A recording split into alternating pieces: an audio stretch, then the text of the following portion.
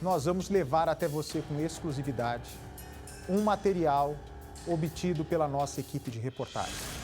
São duas figuras que estão em guerra no PCC. E os ânimos exaltados de Tirissa, o número 2 da facção, e do Marcola, que é o número 1 da facção, de acordo com o Ministério Público, está provocando uma divisão dentro do PCC. Parte está do lado de Marcola, outra parte da facção está do lado de Tirissa. Tudo isso porque o Marcola fez um comentário que desagradou Tirissa. Marcola demorou para acreditar que esse áudio era verdadeiro. Marcola demorou para acreditar que o melhor amigo dele, que o comparsa, quem o ajudou a fundar o PCC, estava partindo para caminhos diferentes. E é quando esse áudio chega até Tirissa que Tirissa fala: olha, não é possível que o Marcola falou isso de mim. Ele ouve o áudio e fala: bom, realmente a voz do Marcola, nós vamos decretar a morte dele. Eu quero esse homem morto.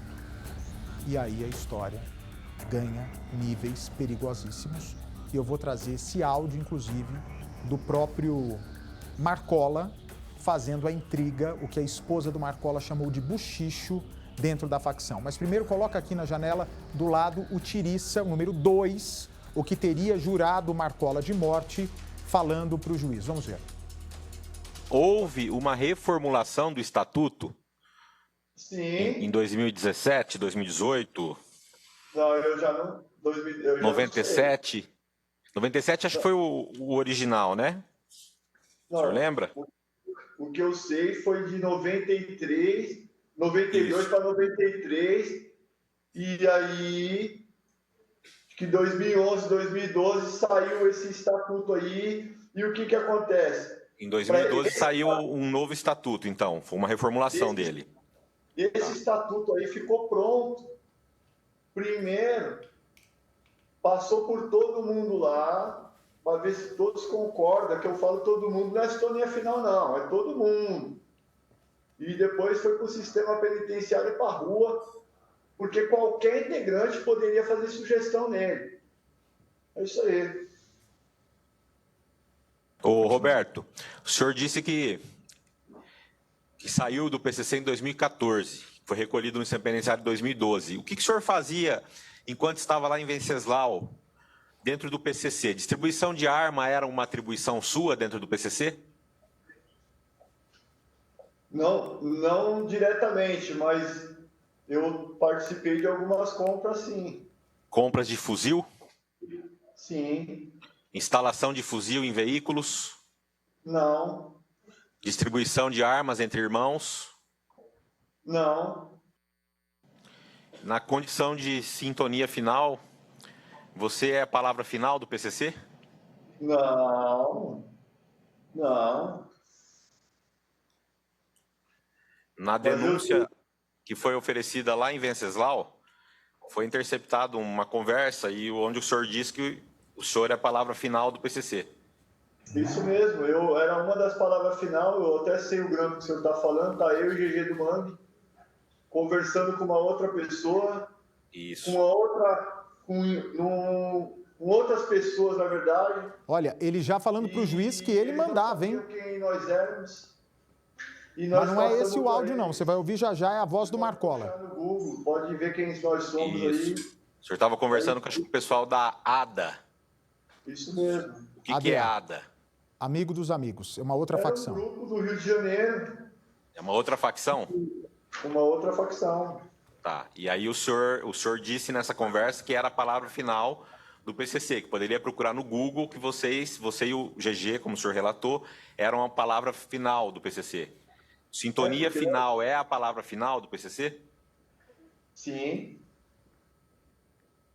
O senhor disse que a sintonia final era a sintonia final do progresso. O que seria? O senhor pode explicar? Poderia. Eu fui uma das primeiras pessoas que saiu de Presidente Bernardes após o Cezinha e o Geleão ser decretado. e não existia progresso, não existia nada.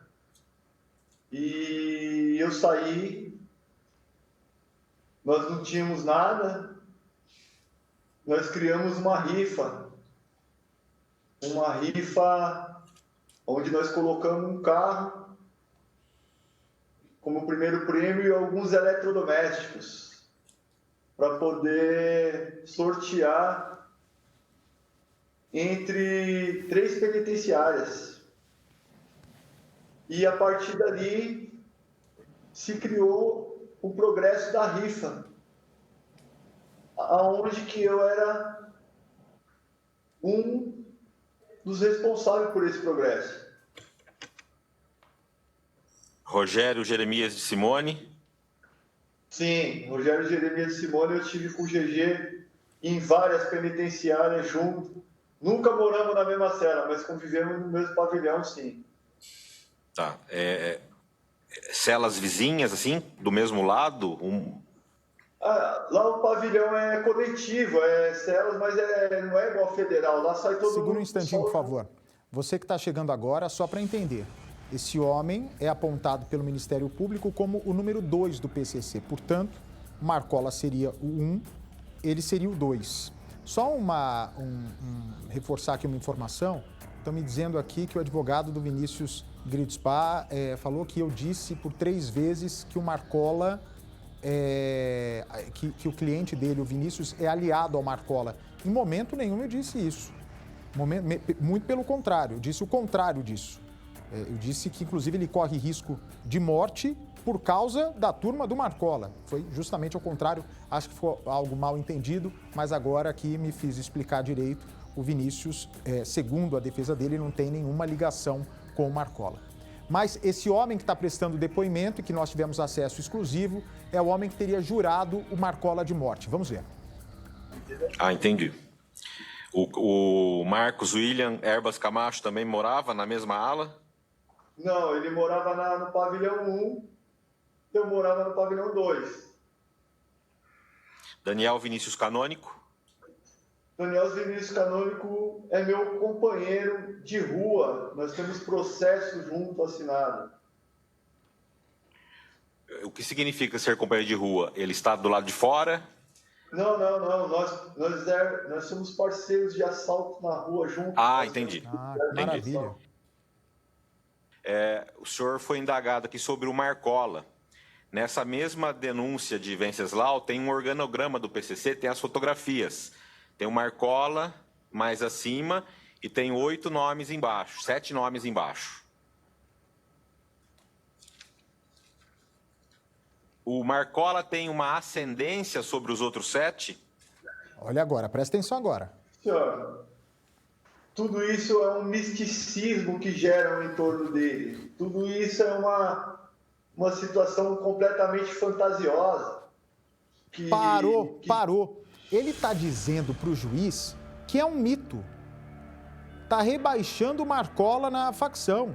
Falando que não tem nada disso, que o Marcola tem ascendência contra essas pessoas, não. Que, pelo contrário, criaram um mito em torno do Marcola, como se ele fosse poderoso, como se fosse o poderoso chefão do PCC, mas que não é nada disso, Percival. Pois é o que ele está dizendo, mas o fato é que ele, o Tiriça, ele galgou essa posição de segundo depois de um bom tempo, porque o segundo já teve outro e outros. Aliás, alguns entre esses chamados segundo foram eliminados, foram fuzilados, foram assassinados. Agora, o que está claro, Albate, é que há uma guerra declarada pelo poder interno da facção criminosa. Isso está super claro. Tem gente que quer tomar o lugar do Marcola, assumir o lugar dele oficialmente dentro da organização. Você vê que num certo momento ele até admite isso aí, que foi mudado, veja só, Bate, foi mudado o estatuto da facção criminosa exatamente para abrir brechas para a sucessão do comando-geral. Esse comando-geral formalmente é do Marcola, mas esse poder-geral hoje está sendo disputado, Bate. Vamos seguir quando ele diz que o Marcola não é nada disso. Vem para cá, por favor. Que o Marcola, na verdade, não manda em nada como as pessoas pensam. Corajoso homem, vamos ver. Que geram isso daí. Porque ele não era o meu líder. Aí. Quem era? Tinha alguma liderança? A minha liderança era o crime. Quem me escolheu para mim estar lá era todos os irmãos ali. Não é assim, eu quero ser um sintonia final. Eu quero ser. Não é tipo assim, nós vamos pôr aqui você como sintonia final. O próprio estatuto está falando. É uma hierarquia que qualquer um pode chegar. Os irmãos têm que aceitar e tem que ter uma indicação. Olha o Birosca era uma sintonia final. O Birosca, na verdade, o Birosca ele era meu afilhado. O Birosca não era do PCC, eu batizei o Birosca.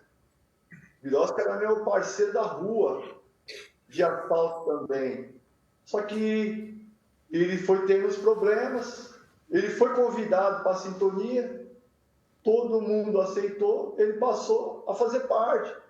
Só que também quando foi para tirar, todo mundo optou por tirar. Segura. De quando é esse depoimento? Vou falar sobre o Birosca agora com o Bernardo. Sobre o traficante Birosca, que foi assassinado em 2017. Esse depoimento é de quando? Sabe por quê? Estou em dúvida agora numa questão.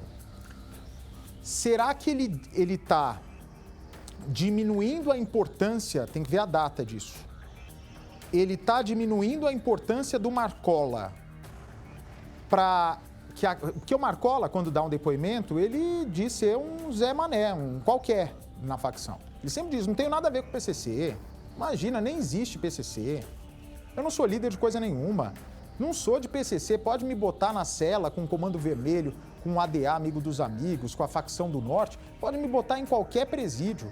Ele fala para o juiz, inclusive, doutor, eu faço aqui um desafio para o senhor. Já que o senhor está me dizendo e o Ministério Público estão falando que eu sou líder do PCC, me bota aí numa penitenciária qualquer com outra facção, vou me dar super bem. Será que ele está dizendo isso porque ele quer desmerecer o Marcola por ódio já? Ou ele está tentando desmerecer o Marcola para que bata com os outros depoimentos do Marcola, onde ele afirma que não é o bambambam do PCC, porque PCC nem existe, Percival? Não é uma boa percepção? É um raciocínio que deve ser levado em conta, porque essa história é muito longa, envolvendo o crime organizado, essa facção criminosa. Porque, entre outras coisas, o Marcola demonstrou ser chefão, sim, do PCC, quando, por exemplo, esteve na penitenciária de segurança máxima de Presidente Venceslau, aqui no interior de São Paulo. Você vai se lembrar comigo, Abate. Havia um plano arquitetado para resgatá-lo, como já aconteceu isso em outros lugares.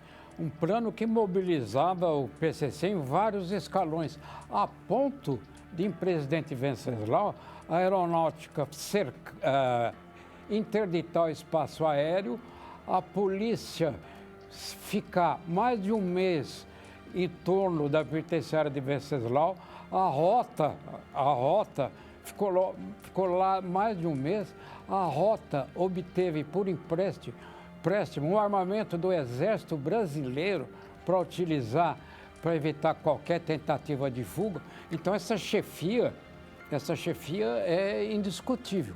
Agora, o poder, como eu já disse, foi delegado por circunstâncias. Ele está mais de 2 décadas preso, o Bate.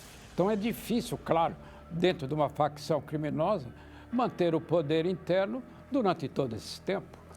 E a gente vai chegar ainda na parte, essa gravação foi de agosto do ano passado. Só que ainda a gente vai chegar no ponto que o Marcola faz uma fofoca maldosa sobre o Tiriça duvida e fala, eu só acredito vendo. Aí essa pessoa diz, olha, vendo é impossível. Agora, se você só acreditar ouvindo, vai ser possível. Tá aqui a gravação. Botam para ele ouvir. Fala, é a voz do Marcola mesmo. O sacana tá me falando isso. Tá falando isso de mim. E aí acontece a confusão toda. Agora, Bernardo Armani, eu vou continuar com o depoimento do Tiriça. Mas o Tiriça cita o traficante Birosca. Cadê o Bernardo? Bernardo, boa noite. Bernardo, esse traficante Birosca, que é citado aí no depoimento do Tiriça para o senhor juiz, ele foi uma figura importante e teria incomodado o Marcola, ele seria braço do Tiriça, mas incomoda o Marcola quando surge uma informação essa extremamente grave dentro do PCC, que eu até hoje não sei se isso foi confirmado ou não, por isso que eu lhe chamei aí. Esse é um levantamento exclusivo feito pelo Bernardo Armani de que, acredite você se quiser, acredite você, Percival, você de casa se quiser, Marcola poderia ter se transformado num informante da polícia.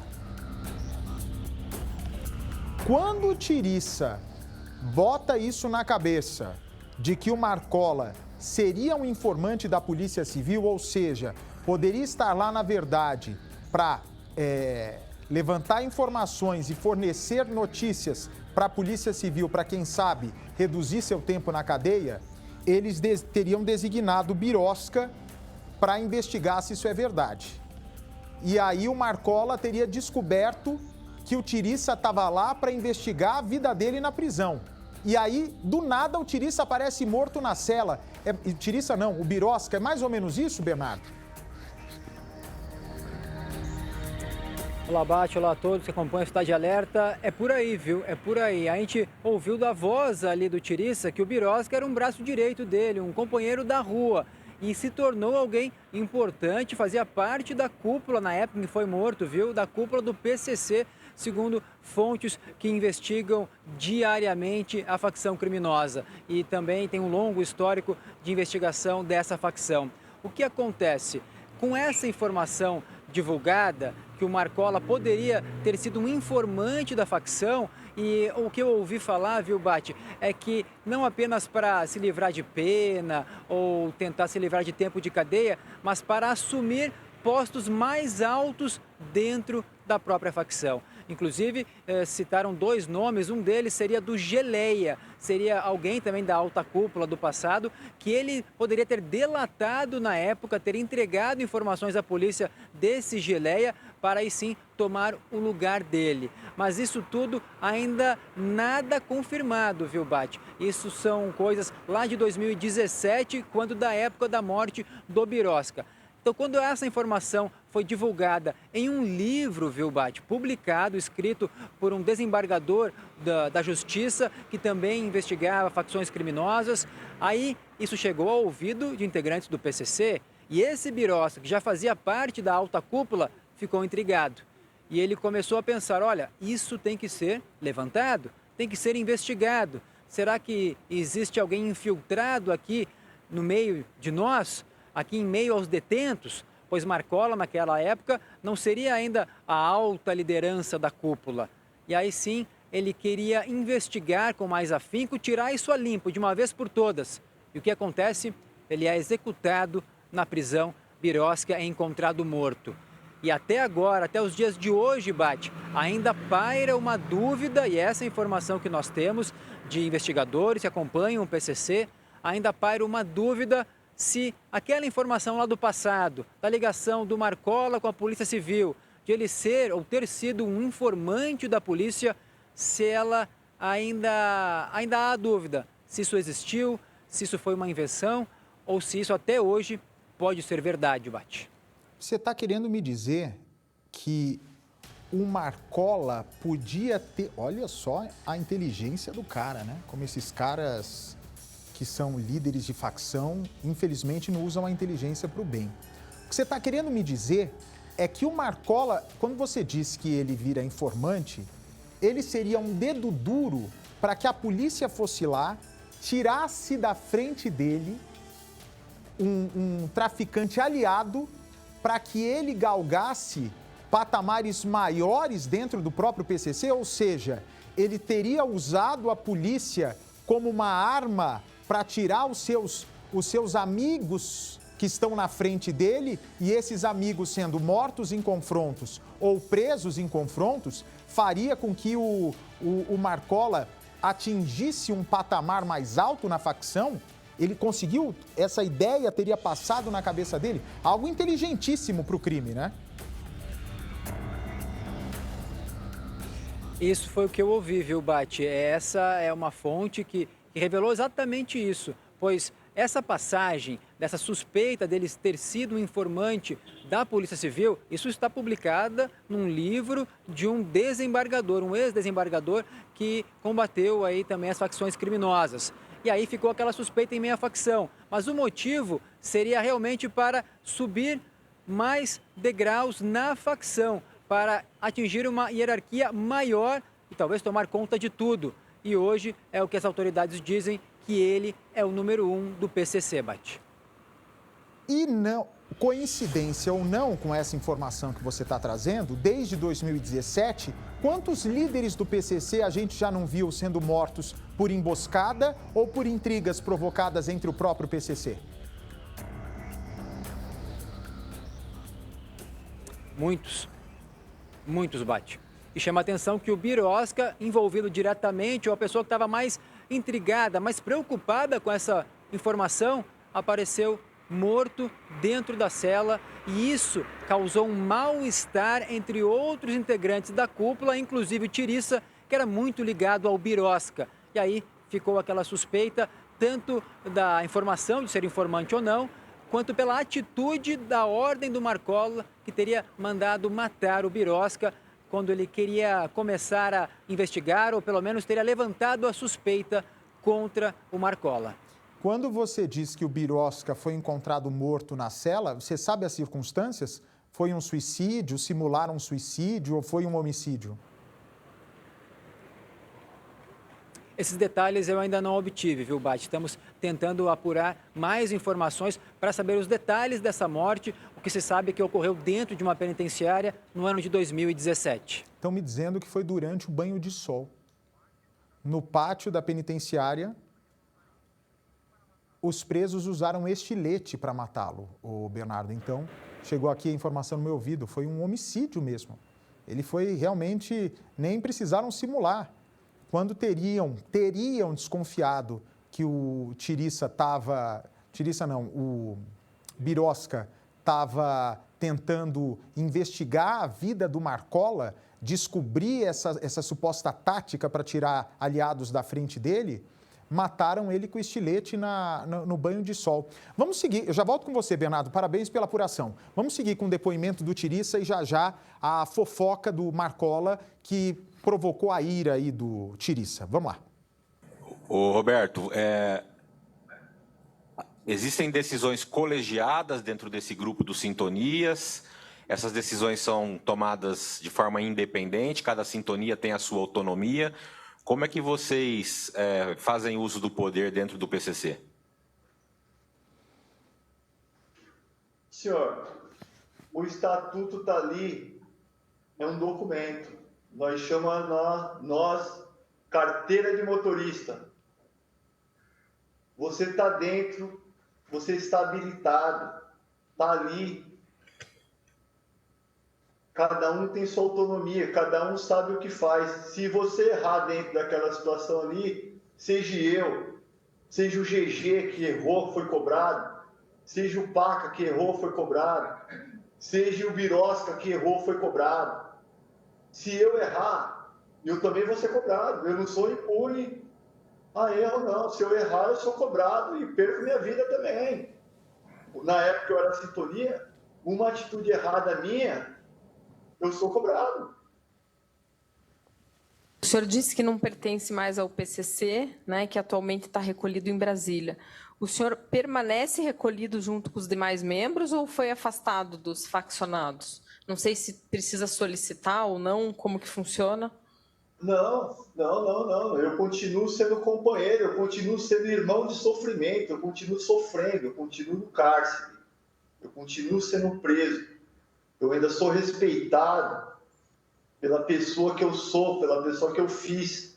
Eu não estou no seguro. Eu não deixei o PCC para mim me tornar um delator prejudicando ninguém, para mim estar no seguro. Todos eles ainda gostam de mim, me respeitam. E continuo convivendo com eles e vou continuar convivendo com eles. Eu, Roberto Soriano... Precisa ajustar depois, Edu. Algumas regiões ficam agora com a programação local. O Tiriça... Cadê o Bernardo? O Bernardo, o Tiriça está onde, Bernardo? Você sabe onde ele está preso hoje? Tá bem pertinho do Marcola, viu, Bate? Tá preso na Penitenciária Federal de Brasília também. Tá na mesma penitenciária? Na mesma, ao lado. Bom, então se ele tá na mesma penitenciária e se a gente tem a informação de que ele teria jurado Marcola de morte, Bernardo Armani, isso quer dizer que eles têm contato, o Percival de Souza, os presos de presídio federal decente, que é o caso de Brasília, que é o de Mossoró, uma piada.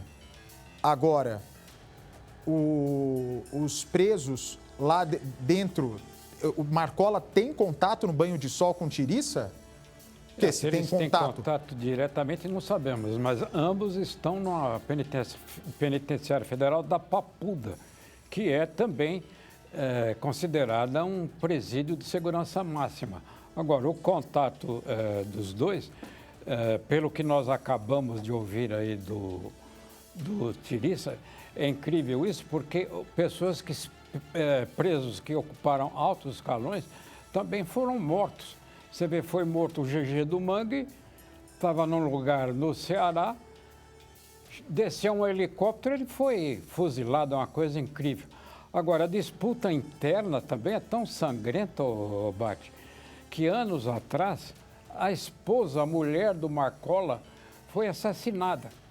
E ele deu ordens que foram cumpridas. Todos os envolvidos na morte da mulher do Marcola também foram assassinados. Então, é uma coisa incrível. Esse poder interno é disputado de forma sangrenta.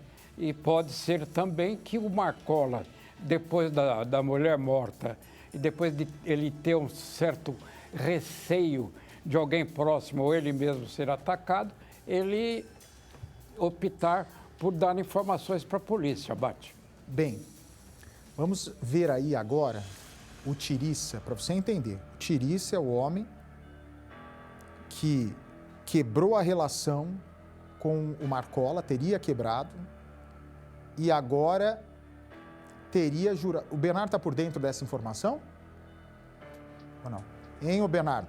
Então, quer dizer, eles eram aliados, podem até se fazer publicamente de aliados, mas a grande real é que aquela fofoca, o áudio que eu vou mostrar já já, teria feito com que o Tiriça se irritasse e agora está desejando a morte do Marcola. Vamos lá, pode colocar a carta que o Tiriça vai ler onde cita o Marcola. Pode pôr no ar. Eu, Roberto Soriano, igualmente como os senhores, sou um cidadão brasileiro que ama o nosso país. Venho respeitosamente a todos agradecer e, ao mesmo tempo, pedir desculpas pelo meu julgamento interferir no tempo e na vida dos senhores que estão presentes aí. Nesse momento, está sendo decidida a minha vida e o futuro de toda a minha família, esposa, filhos e netas, que ao longo de 29 anos, preso, nunca me abandonaram, porque além de me amarem, sempre tiveram a esperança... Segura. Peraí, deixa eu fazer uma correção. Essa é a carta que ele lê primeiro para o juiz. É a última oportunidade do Tiriça falar antes da condenação ou da absolvição, não é isso? O juiz deu autorização para que ele se manifestasse pela última vez antes da sentença ser proferida. Vamos ver se ele disse algo que fez com que o juiz amenizasse a pena dele ou até o absolvesse, o que não é o caso. Vamos ver. E esse longo sofrimento ficaria para trás. E que nessas acusações tiveram que se reunir para custear uma defesa à altura das acusações que estavam me sendo imputadas, pois acreditam em mim e em minha inocência. Infelizmente, me acusam de crimes gravíssimos, sendo acusado como mandante das mortes da senhora Melissa, dos prejuízos e da tentativa de homicídio do senhor Rogério, da morte do senhor Alex Bellarmino, na qual, pela lógica e o correto, era para mim estar sendo julgado nesse julgamento apenas no caso da senhora Melissa. Até porque o julgamento do caso do senhor Alex já está marcado para o dia 16/10/2023. Mas como os senhores perceberam e até mesmo se confundiram, estou sendo bombardeado por 2 crimes ao mesmo tempo, com delegados depondo unicamente em depoimentos de delatores e colaboradores do MP, que nunca estiveram comigo, nunca falaram comigo. Depoimentos esses mentirosos, falhos, frágeis, contraditórios. E o principal, nunca provam o que falam. Só dizem o que supostamente ouviram falar por outras pessoas. Mas com o pouco conhecimento que tenho das leis brasileiras, os delatores têm por obrigação em contrato provar o que acusam. Porque nós, brasileiros, vemos todos os dias nos noticiários delatores acusando políticos e empresários. Mas ali, os delatores têm que provar e a lei se faz valer. Porque um simples depoimento de um delator inconstante em um roteiro criado entre delatores e Ministério Público são desclassificados quando não se traz a prova. Por que para mim a lei está sendo diferente? Não existe isonomia no Brasil? Essas leis só valem para os corruptos? Não vale para mim também? Delatores, como diz a lei, tem que provar. Não incriminar com suposto ouvir falar. A verdade tem que existir, até mesmo respeitando as vítimas, seus familiares, o réu e principalmente os senhores jurados, que são os verdadeiros julgadores da minha vida e o futuro da minha família. Senhores, é muito claro a mudança da postura da acusação em relação ao caso Melissa. Estou preso preventivamente há 6 anos e 3 meses, sustentado por uma acusação que a senhora Melissa não me deu um laudo para o retorno para São Paulo. É muito difícil se defender de várias acusações caluniosas, criadas por um delator que deixou claro em seus depoimentos que cada hora é uma versão, cada hora traz nomes diferentes. E depois, ele mesmo alega que essas mesmas pessoas são inocentes. Também viram eu ser acusado por 7 dias com testemunhas de acusação. Só um instantinho, por favor. Melissa, que é o caso que ele está sendo julgado durante esse depoimento, Melissa era uma psicóloga de um presídio federal. O Tiriça foi condenado como mandante do assassinato da psicóloga. O crime ocorreu em Cascavel, no Paraná. A Melissa de Almeida Araújo, até o momento da morte dela, Esse é o momento que a Melissa é assassinada, olha. Aí. Foi em maio de 2017. Ela fazia o acompanhamento médico do Tirissa, foi vítima de uma emboscada. Dentro do carro estava o bebezinho dela de 10 meses e também um policial civil que é marido dela. Quando os integrantes, segundo a justiça, a mando do Tirissa, chegam e a matam. O Tirissa mandou matar essa mulher por causa do sistema rigoroso que foi colocado para os integrantes do PCC. A polícia já dizia na época que o Tirissa seria uma espécie de terrorista do PCC, o cabeça de planejar assassinatos, também seria autor de planos para explosões de carros, ele já tinha uma condenação muito grande. E aí, por causa de uma discussão sobre um laudo emitido pela Melissa sobre o estado mental do Tirissa, fez com que ele determinasse a morte dela de acordo com a justiça. Vamos seguir com essa carta. Toda hora vinha à tona o caso do senhor Alex Bellarmino. Por isso, os meus defensores precisaram de tempo e repetiram documentos, mas tudo para provar de forma documental o que foi apresentado. Porque se eu falasse, as minhas palavras não bastariam. O delegado Lucas Amorim também me acusa unicamente em cima do depoimento do senhor Valdir, outro que me acusa de ouvir falar. O delegado Amorim me acusa de ser a maior hierarquia baseada num depoimento, num documento do senhor Marcelo Stona. Documento esse que foi apresentado em plenário, que tem 3 versões. Uma hora, eu sou sintonia final. Outra hora, primeiro escalão. Outra hora, segundo escalão. Ele não sabe quem eu sou na verdade. Sei que as leis têm suas falhas, algumas bem graves, mas acredito firmemente na lei, porque é o farol para uma sociedade justa. Mas não se pode condenar alguém pelo seu passado, que é o que está sendo colocado em mim. Pois o ser humano, ele evolui, ele muda, ele se arrepende.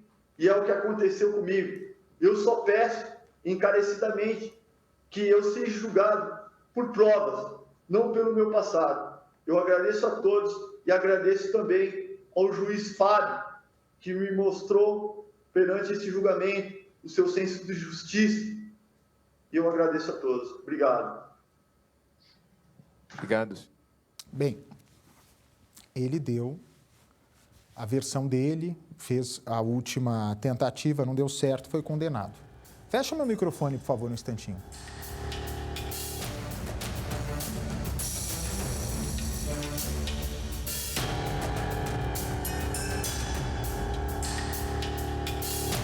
Bem, agora as coisas vão ficar mais claras.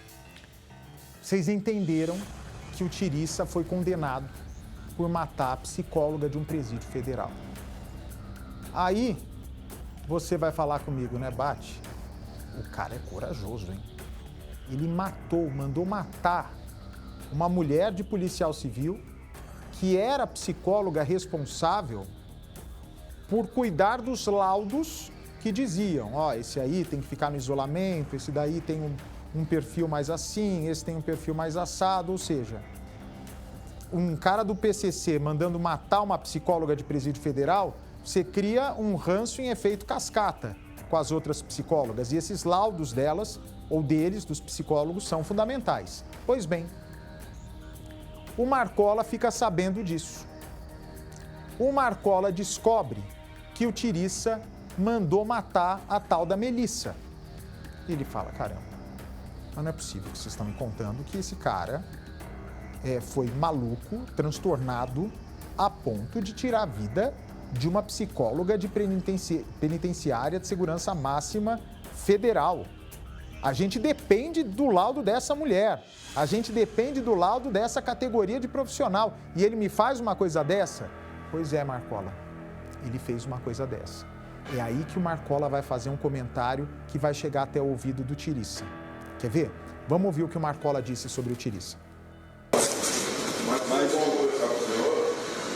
O senhor também tem a imagem de mim, quem eu sou realmente.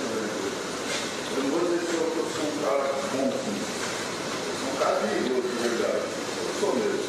Mas não no sentido que vocês imaginam de violência gratuita, não é esse sentido que eu sou perigoso. O senhor sabe para meu filho, eu sei que o senhor sabe. Então é que essa obra está aí, eu estou ouvindo tudo, eu sou bobo.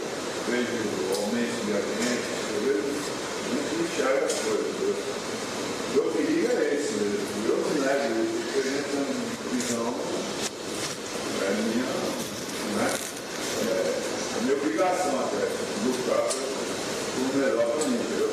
Mas eu não tenho agressão ao funcionário, não sou mal educado, nada disso.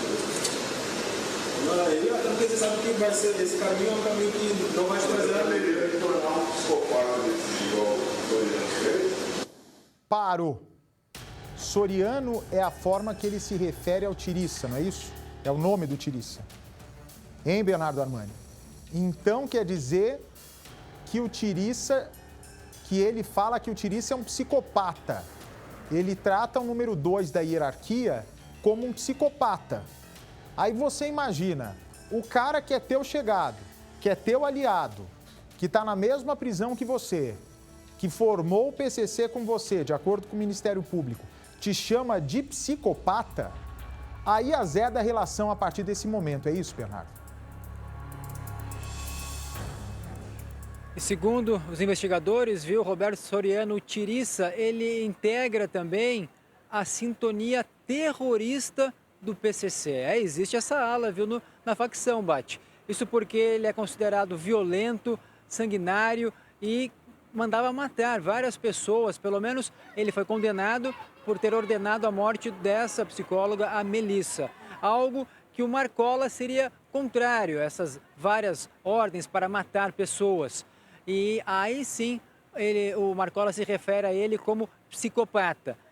O Tiriça não gostou nada de ouvir isso da voz do Marcola e principalmente no julgamento dele, que decidiria quanto tempo ele ficaria preso. E ele pegou 31 anos de prisão. Essa foi a condenação dele nesse julgamento e esse áudio pode ter tido alguma relevância até para essa condenação. O Tiriça, então, Bate, ficou irritadíssimo com o Marcola. Se uniu a outros integrantes da alta cúpula, sabemos do nome do Andinho, do Vida Louca, por exemplo, para derrubar o Marcola de uma vez por todas. E enviou um salve, esses três enviaram um salve, essa é a informação que nós temos, que chegou a vários faccionados, inclusive por telefone celular, por mensagens, dizendo que o Marcola seria agora excluído e decretado. Excluído da facção e decretado, quer dizer, morto, assassinado, executado. Inclusive, várias pessoas que estão cumprindo pena, detentos hoje da facção, estão decretados, segundo as autoridades, mas estão presos. Quando saírem para a rua em liberdade, continuarão decretados pela facção e esse seria o caso do Marcola, pois ele está em uma penitenciária de segurança máxima. Fazer algo contra ele lá dentro seria quase impossível, impensável, segundo as autoridades. Mas também sair é algo que ele sempre quis, gastaram milhões para tentar resgatar ele várias vezes, todas as vezes sem sucesso, todas as tentativas frustradas. Então ele vai demorar um bom tempo para conseguir algum tipo de liberdade. Mas, mesmo assim, o salve foi de exclusão e decretar, ou seja, decretaram a morte do Marcola. Agora, você explicando dessa maneira, bate a informação.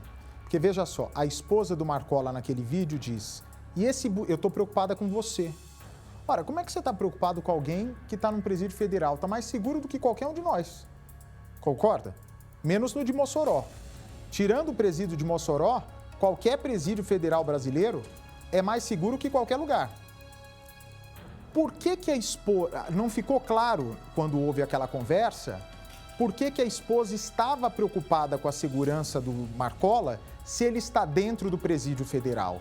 Agora, com você contando essa história de que no mesmo presídio está também o Tiriça e que o Tiriça guarda essa mágoa do Marcola pelo áudio de psicopata, que a gente consegue entender tudo. É claro que se realmente houve esse salve para matar o Tiriça, para matar o Marcola, ele tem que ficar atento mesmo.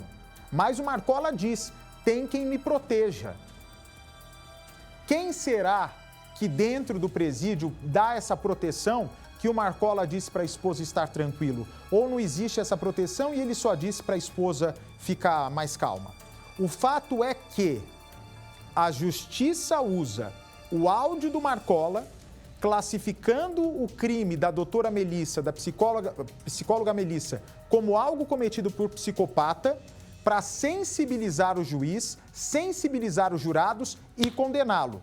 Ora, você está num julgamento e aí eles colocam o líder número 1 do PCC, homem de confiança de quem está sendo julgado, falando, este homem é um psicopata? Qual a chance dele ser absolvido? É zero, né, Bernardo?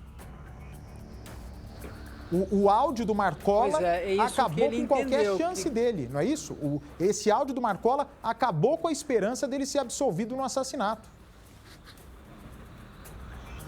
O Tiriça entendeu assim, Bate, assim mesmo, que o áudio ajudou a condená-lo a mais de 31 anos de prisão. Por isso ele ficou irritadíssimo, se uniu com os outros comparsas, deu esse salve geral e aí entra a liderança do Marcola.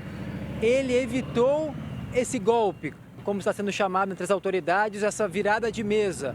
Ele fez o contrário.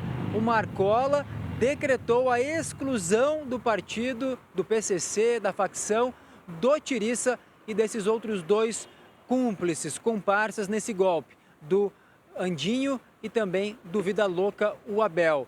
E esse, por enquanto, a informação que temos é essa ordem do Marcola, ou de pessoas ligadas a ele, pois ele supostamente estaria incomunicável lá na prisão federal, teria sido acatada pelos faccionados. E dá uma dimensão, Bate, de mesmo fragilizado, mesmo isolado, com quebra de comunicação, com incerteza no comando, de que ele ainda tem um poder e um grande poder dentro da facção, pois ele inverteu essa jogada e, para não ser derrubado, ele avisou a todos que os três que estariam conspirando contra ele, contra a vida dele, inclusive, estão excluídos da facção PCC.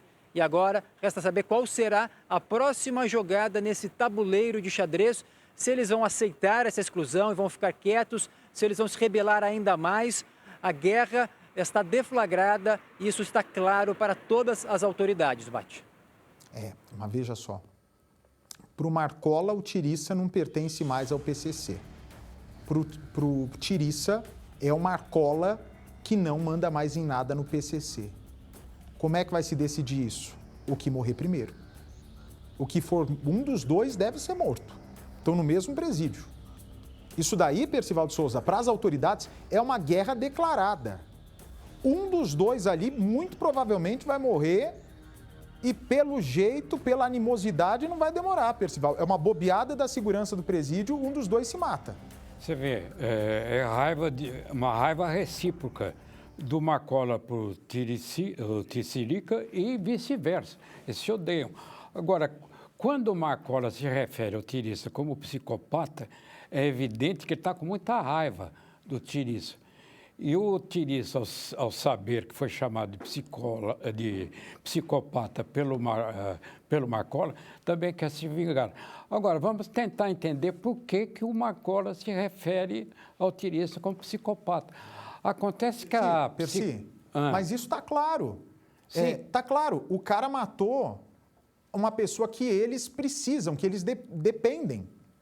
Ou seja, mataram a psicóloga do Presídio Federal. Imagina só, as colegas dela vão se sensibilizar e é claro, né, que a emoção, não vai faltar o profissionalismo, mas é difícil a emoção não pesar no momento exato que você sabe que os outros comparsas do Tiriça, né, que tiraram a vida da amiga delas ou deles, né, dos psicólogos, isso não vai influenciar nos laudos dos psicólogos. Agora, presta atenção, que coisa curiosa, Percival.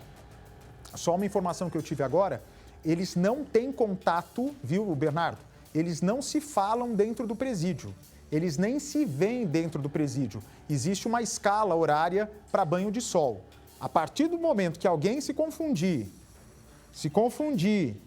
e soltar os dois ao mesmo tempo na cela ou num banho de sol, um dos dois eu acho que morre. Mas é curioso, no fato da Melissa, o Tirissa falar o seguinte: olha, vocês estão me acusando pelo que ouviram falar. Deixa o Bernardo, por favor. Vocês estão me acusando pelo que vocês ouviram falar. Não tem prova cabal, não tem prova material que aqueles caras que atiraram contra o carro da doutora Melissa fizeram isso recebendo dinheiro meu e a meu mando. Não existe isso. Vocês estão se levando por pessoas que estão fazendo fofoca. E aí o promotor vai, ou o juiz vai, e pimba, coloca o áudio do Marcola. Quando tudo parecia caminhar bem, ou para amenizar a pena do Tirissa, ou até para absolvê-lo do caso, porque ele está dizendo que não tem prova cabal.